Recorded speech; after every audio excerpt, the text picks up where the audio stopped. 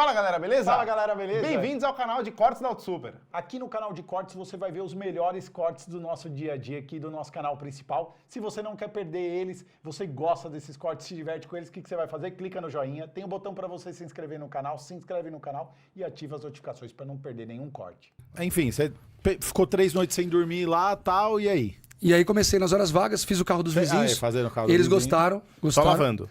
Só lavando. Ou já fazia correção? Ainda lavando. Eu tinha feito no curso, mas eu tava com medo de fazer polimento. Eu tava inseguro ainda porque eu precisava treinar um pouco mais. E os meus vizinhos, eles eram muito chatos com o carro deles. Eles, até inclusive a gente parava, era uma garagem um atrás do outro. E aí tinha uma vizinha que ela não ligava, ela deixava a chave no contato e cada um manobra e já era. Tinha os outros dois, não, se você quiser sair com o meu carro, me chama. Não, mas se for 3 horas da manhã, me chama. Era um Civic 9, novinho, na época, um Tida preto, um Aircross vermelho e eu tinha um Prisma. E aí eu lavei o carro deles, eles gostaram e fui lavando outros carros e era muito legal. Uma coisa que eu não limpava, eu lembro até hoje disso, eu não limpava a caixa de roda. Você não limpava a caixa de roda por dentro? Não limpava. O professor não ensinou naquele curso. Nossa, eu já tomei cada esporro por causa disso, irmão. Cara, eu vou dizer pra vocês... Do professor aqui, ó. Em nenhum momento passou pela minha cabeça. Até um dia que eu peguei uma câmera pra tirar foto do carro pronto, já tava ao entardecer e ela tirou a foto com flash. O flash gritou a caixa de roda. Eu falei, É o que mais aparece, né? falei, meu Deus, eu não tô limpando as caixas de roda. E eu tava vendendo as lavagens, eu cobrava 55, 65 reais pra fazer. E eu ignorava totalmente a caixa de roda. Até porque aquele produto não seria bom pra isso também. Eu iria gastar muito produto. Sim. E aí eu comecei a usar outro produto, aí eu comecei a investir em produtos diferentes para caixa de roda, aí começou a entrar num nível de detalhes maior, pincelzinho na parte O interna. nível de produto brasileiro há 10 anos atrás era completamente diferente do que a gente tem hoje. Diferente, Devia ser, né? diferente do que é hoje. Era bem abaixo do que existia nos Estados Unidos. Aquela cera com Grand certeza. Prix, sabe? De lata amarela, de metal. Não sei É se uma ela das mais existe. vendidas no Brasil até hoje. Ela é boa? Ela já foi boa, ela teve a época dela, ela foi desenvolvida em 1969. Então era uma cera que eu diria ultrapassada tecnologicamente falando. Isso aí. Tá bom, Ela tem uma obrigado. tecnologia Meu ultrapassada. pai adorava essa cera, velho. Ele adorava. É difícil velho. falar, Tipo é assim, difícil falar As essas partes coisas plásticas sem... também adoravam. Cara, eu lembro até hoje de ver essas... Eu lembro das poucas coisas que meu pai não era um cara que tinha muita coisa pra lavar. Meu pai lavava o carro com ombro. Tá, legal. Era o que tinha, Mas era o que tinha. Era tudo era o bem. que tinha. E assim, ó, eu não julgo, eu lavei muito carro com ombro. Então, assim, ó, perdão, já fiz isso, né, já cometi isso. Lavava com ombro, pegava, jogava um pouquinho de ombro no balde, batia a água lá e já era, né? Se não tinha uma luva, usava um isso. pano até. Eu fazia Pano, com shampoo. pano? Eu fazia com shampoo que dava pra você ver na lataria que ele ficava muito seco. Mas o eu tô shampoo ficava falando- menos pior. Mas eu tô falando isso Minha mãe tipo de adorava. 1991, mais ou menos, que essas coisas eu lembro, 92 tal, fazendo Isso esse aí. tipo de coisa. Então, assim, e ele tinha essa cera. Aí eu perguntei porque, cara, se você perguntar até hoje pra ele, pai, preciso comprar uma cera. Ele, Grand Prix. Mas existe muita gente que ainda tá nessa Vende geração. muito, né? Vende Vende muito, muito. porque tá no supermercado. Ela é fabricada pela Johnson Johnson, então é uma cera que tem uma marca forte Sim. ali. E ela é fabricada com uma tecnologia que talvez hoje em dia ela Sim. ficou para trás. A gente mas... vai entrar ainda mais a fundo nessa parte aí dos produtos, tá? Acho que o Brasil evoluiu muito nisso aqui, Evoluiu. mas vamos chegar lá. Vamos chegar lá. E aí? E aí, fazendo lavagem a seco, sem limpar a caixa de roda, depois eu comecei a limpar as caixas de roda. E eu fazia as Difícil descontaminações. limpar a caixa de roda Difícil, seco. É difícil. E não fica zerado, a verdade fica. é essa. Se você me perguntar qual que é o calcanhar de Aquiles da lavagem a seco, um deles é a caixa de roda. Sem dúvida. A parte interna das rodas também não dá para limpar tão Não bem. dá. Então, mas é uma técnica válida como limpeza de manutenção, Perfeito. como os carros que não estão muito sujos. Até que chegou a hora que o cara do Civic 9 falou, eu quero polir meu carro. E eu com um pouco de medo, porque ele era o cara mais exigente da vizinhança. Ele era o cara mais enjoado com o carro dele.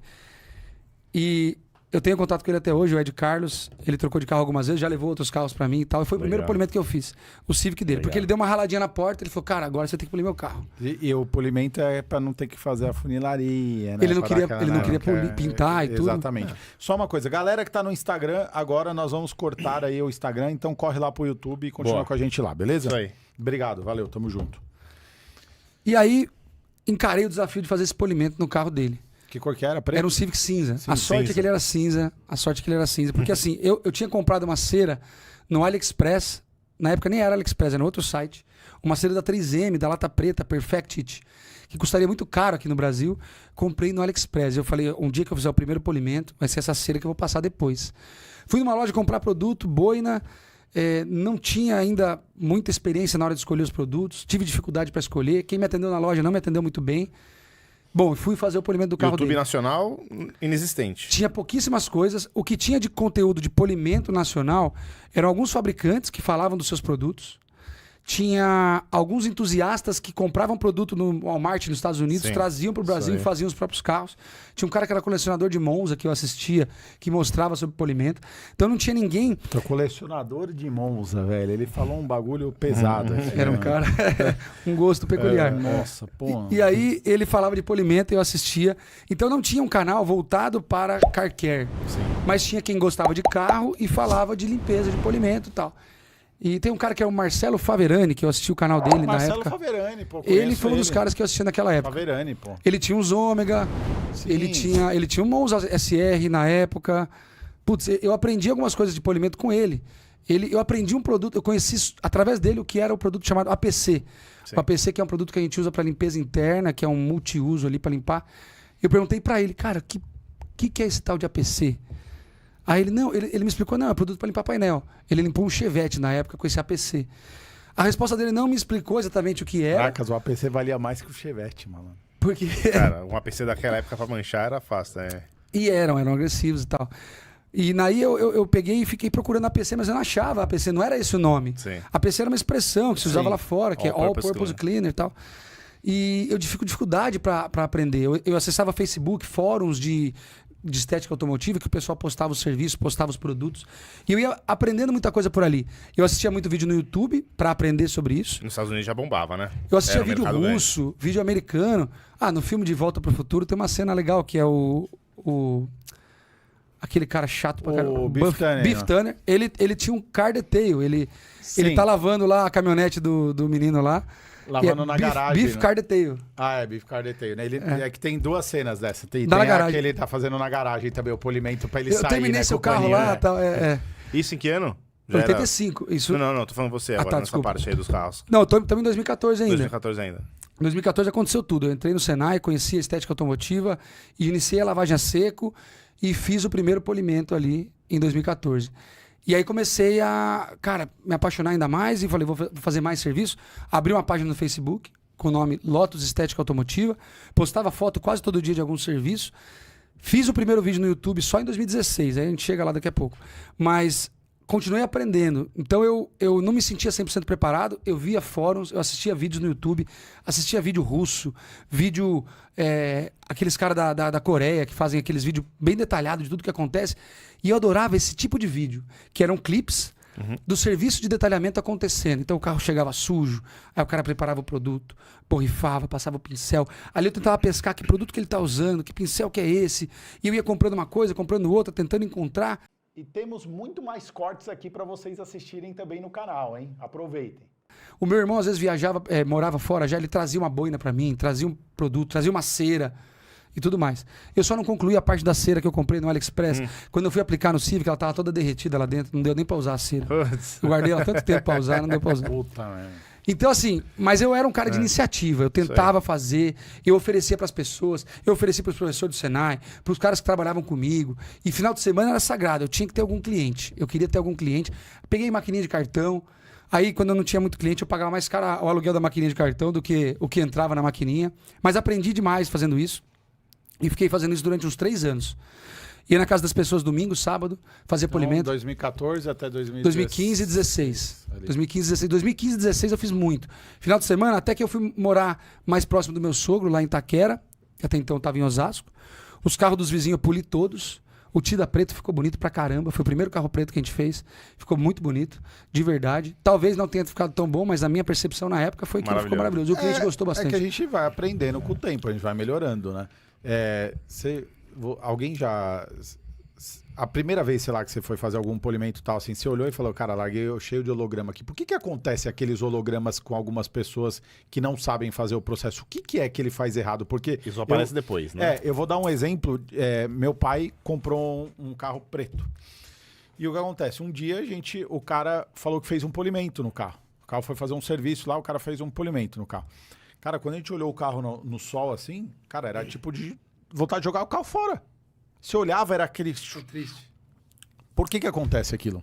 Por que acontece o holograma? O holograma nada mais é do que riscos provocados pelo processo de polimento quando se utiliza a politriz rotativa, que nós falamos agora que é aquela politriz mais robusta, mais antiga. Essa politriz ela tem um movimento de rotação em volta do próprio eixo e quando você utiliza um processo muito abrasivo, ela vai polir. Mas o polimento não deixa de ser um desbaste, não deixa de ser uma agressão. Ao mesmo tempo que ela está nivelando, polindo, ela está gerando marcas. E essas marcas acontecem nos processos mais agressivos de polimento. É natural. Só que aí eu preciso de processos que vêm depois, mais suaves, para eliminar essas marcas. Então, veja bem, a primeira etapa ela tem que eliminar as marcas que já tem no carro, os riscos do carro.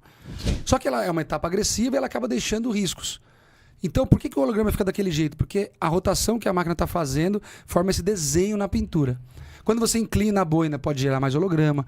Se a boina está velha, suja, pode gerar mais holograma. Se você não descontamina o carro, pode gerar mais O cara holograma. não vê que ele faz um Não, negócio porque, dele? tem, porque quando esse abrasivo ele vem junto com um lubrificante. Não, tô dizendo, ele Então, não vê no final. não Tipo assim, vê, que ele não pega vê. e olha pro carro e fala... Difícil ver, Caracas, porque que merda ele que eu tá meio fiz, né? encebado. Tem uma o carro. luz assim que ele O carro bate tá no meio carro. encebado. Ele vai passar um negócio e o carro tá meio encebado. Aí quando sai esse sebo do carro que revela tudo Eu vou isso, explicar, entendi. vou explicar por que ele não vê.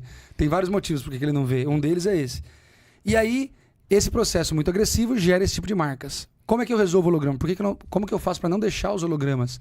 Eu tenho que fazer processos mais suaves que vão remover as marcas Sim. que a primeira marca causou. Então, a primeira etapa do polimento pode causar marcas. Aí vem uma segunda etapa mais suave para eliminar aquelas marcas e não causar demais marcas e aí zerou. Por que ele não vê? Primeiro, ele não tem uma iluminação adequada para ver isso daí.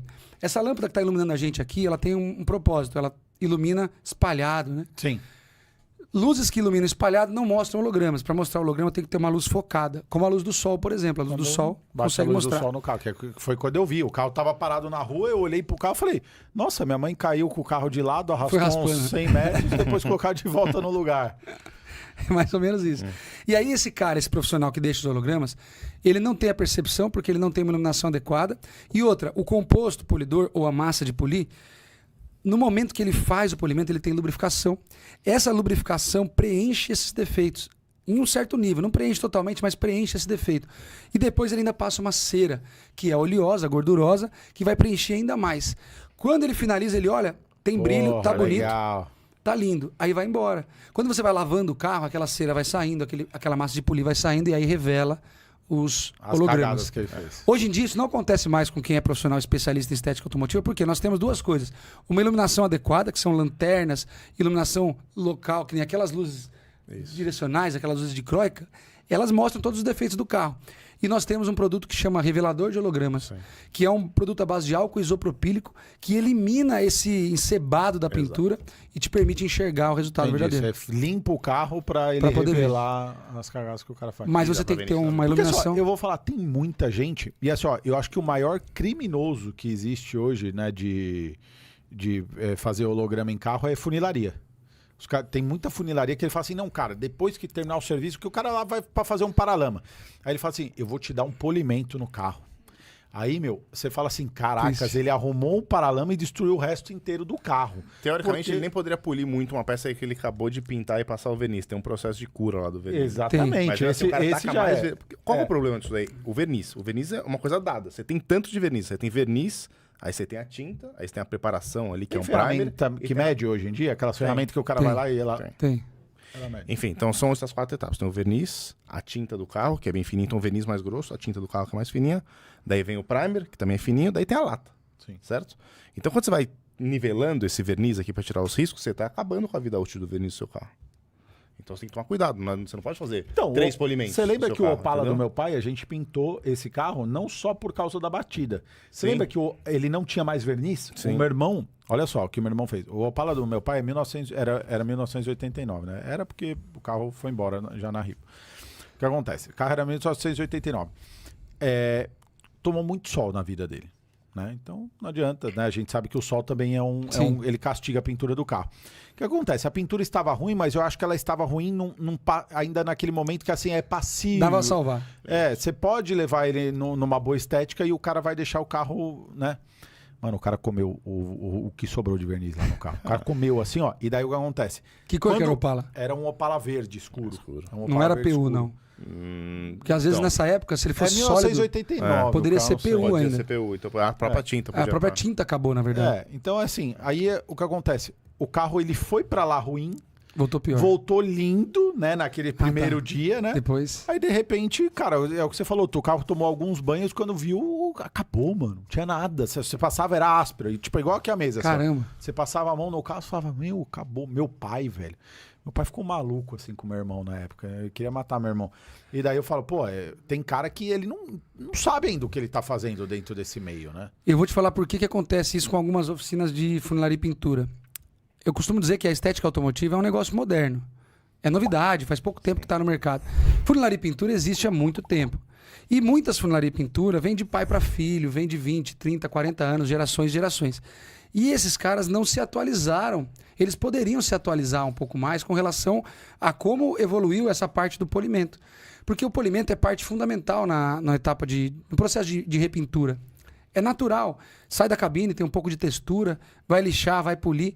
Mas eles não têm a iluminação adequada, eles não se preocupam em atualizar os compostos, as boinas, porque eles querem fazer isso muito rápido. A real é a seguinte, num processo de funilaria e pintura, o polimento é uma parte pequena do processo e não é a parte mais importante. Bom, galera, se vocês quiserem aproveitar para ver mais um vídeo do canal, clica aqui, tem bolinha para você se inscrever. Tamo junto, é nóis, valeu.